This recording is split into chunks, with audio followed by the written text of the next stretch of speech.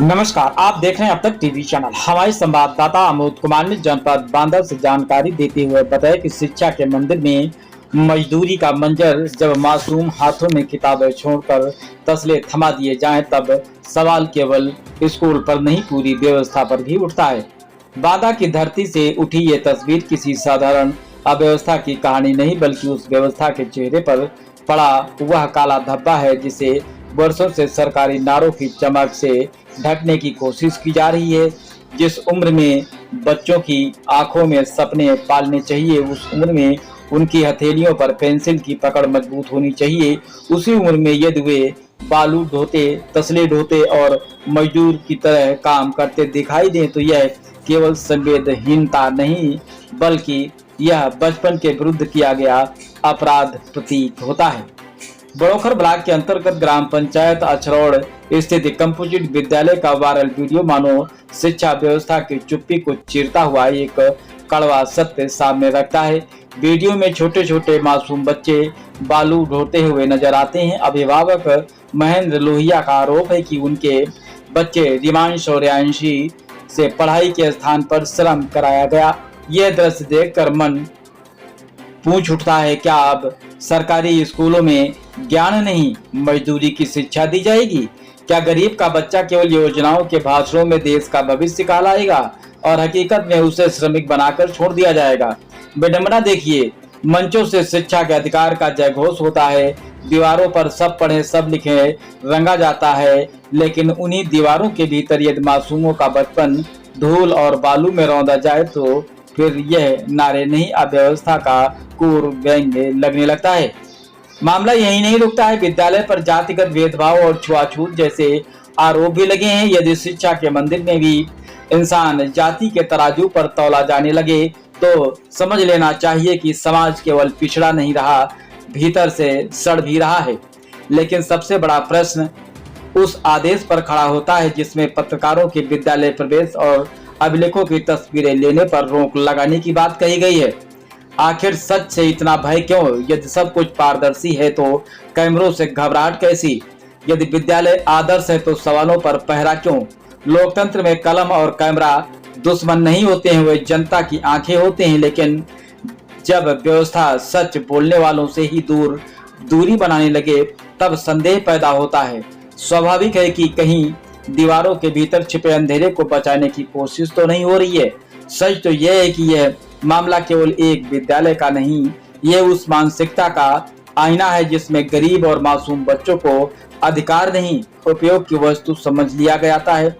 याद रखिए, जब बच्चों के हाथों में किताबें छीन ली जाएंगी तब केवल उनका भविष्य अंधकार में नहीं जाता, बल्कि समाज की आत्मा भी घायल हो जाती है। और जिस दिन शिक्षा के मंदिर में मासूमों से मजदूरी कराई जाने लगे, उस दिन यह मान लेना चाहिए कि व्यवस्था केवल असफल नहीं हुई, बल्कि नैतिक रूप से दिवालिया भी हो चुकी है।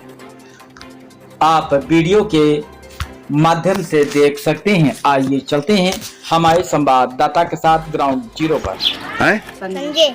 हाँ, पिताजी का क्या नाम है? पापा का नाम बता। पापा का? दिनेश। वो स्कूल में ईंटा बालू ढो रहे थे उस दिन, हाँ। तो किसने कहा था कि ईंटा बालू ढो? सरजी ने। अच्छा, और वो जो खाना देती हैं तो दूर से देती हैं कि पास से देती हैं? दूर से। बेटा तुम्हारा? अनुमान। अच्छा, पिताजी का क्या नाम है? रामकृष्ण। अच्छा, उस दिन ईंटा बालू तुम लोग ढो रहे थे, वीडियो बना था, हाँ। तो किसने कहा था तुम्हें ईंटा बालू ढोने के लिए? खाने बोला बानी ढोने के लिए, और वो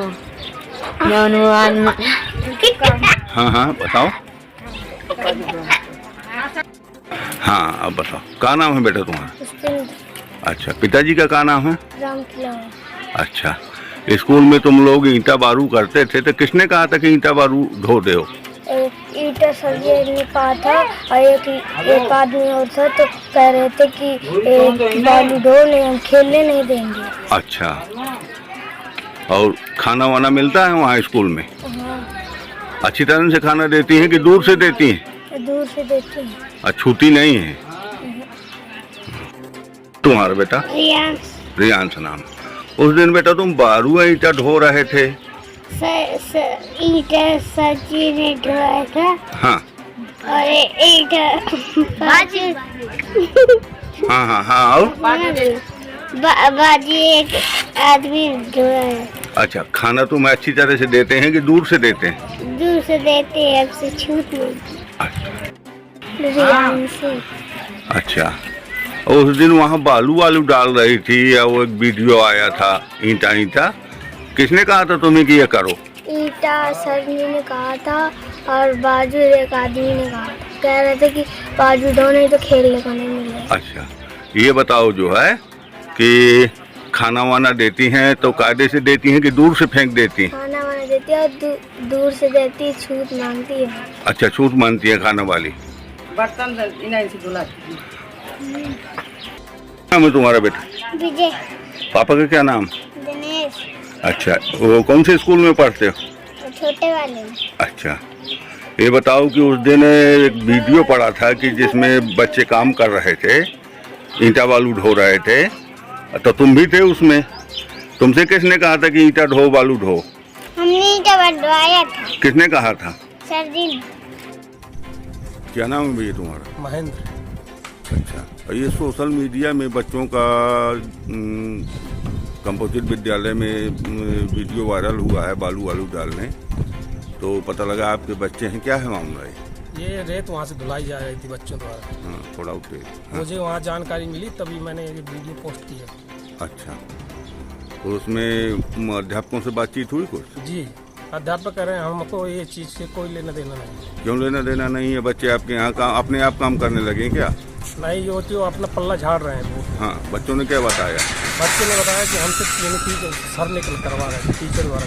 हाँ, आओ, आगे क्या करना चाहते हो? आगे इसमें यानी संज्ञान में जो भी टीचर है जिस जो दंड अपराध के तहत है, उनको सजा दी। तो आप जिलाधिकारी को प्रार्थना पत्र देंगे, बच्चों को लेके जाएंगे? जी।